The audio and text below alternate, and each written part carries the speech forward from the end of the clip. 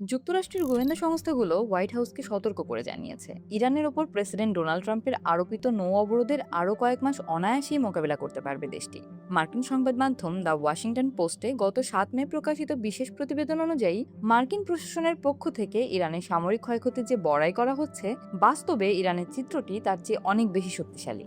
মার্কিন গোয়েন্দা সংস্থা সিআইএর একটি অতি গোপনীয় বিশ্লেষণে বলা হয়েছে, ইরানের ওপর চলমান কঠোর নৌ অবরোধ সত্ত্বেও দেশটি অন্তত 3 থেকে 4 মাস কোনো বড় ধরনের অর্থনৈতিক বিপর্যয় ছাড়াই টিকে থাকতে সক্ষম।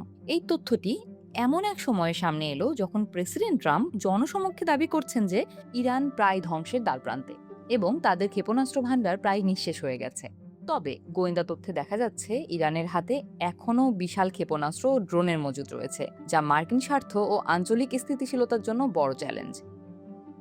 দ্য ওয়াশিংটন পোস্টের এই প্রতিবেদনটি মূলত সিআইএ এবং অন্য আরেকটি মার্কিন গোয়েন্দা সংস্থার একটি অভ্যন্তরীণ নথির উপর ভিত্তি করে তৈরি করা হয়েছে। প্রতিবেদনে বলা হয়েছে, যদিও হোয়াইট হাউস মনে করছে তাদের অপারেশন ইকোনমিক ফিউরি ইরানের শ্বাসরোধ করে ফেলছে, কিন্তু বাস্তবে পরিস্থিতি ভিন্ন। মার্কিন গোয়েন্দারা মনে করছেন ইরান এই অবরোধের মুখে আরও দীর্ঘ সময় টিকে থাকার সক্ষমতা রাখে। মার্কিন প্রশাসনের 4 জন উচ্চপদস্থ কর্মকর্তা নাম প্রকাশ না করার শর্তে ওয়াশিংটন পোস্টকে জানিয়েছেন, যুদ্ধের আগে ইরানের হাতে যে অস্ত্র ছিল তার প্রায় 75% মোবাইল লঞ্চার এবং 70% ক্ষেপণাস্ত্র এখনও অক্ষত রয়েছে।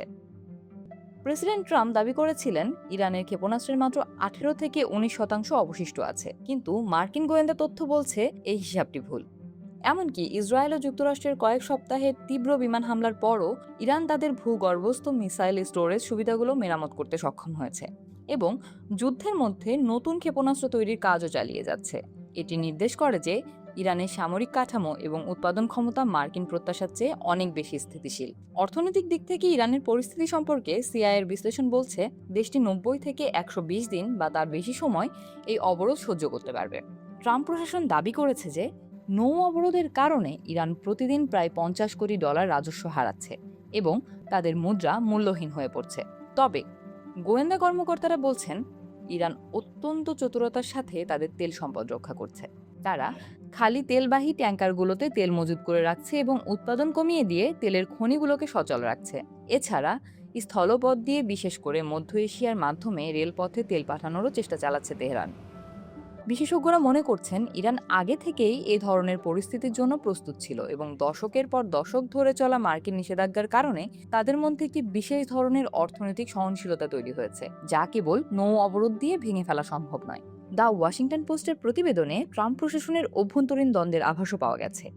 একদিকে প্রতিরক্ষা সচিব পিট হেক্সেথ এবং অন্যান্য কর্মকর্তারা এই যুদ্ধকে একটি অপ্রতিরোধ্য সামরিক বিজয় হিসেবে প্রচার করছেন, অন্যদিকে গোয়েন্দা সংস্থাগুলো আরও অনেক বেশি বাস্তবধর্মী সতর্ক অবস্থান নিচ্ছে। ট্রাম্প হরমুজ প্রণালী অবরোধকে লোহার প্রাচীর হিসেবে বর্ণনা করেছেন এবং বলেছেন যে কোনো জাহাজই এটি ভেদ করতে পারবে না। কিন্তু সিআইএর মতে ইরান যদি এই প্রণালী পুরোপুরি বন্ধ করে দেয় তবে বিশ্ব অর্থনীতিতে তার প্রভাব হবে ভয়াবহ।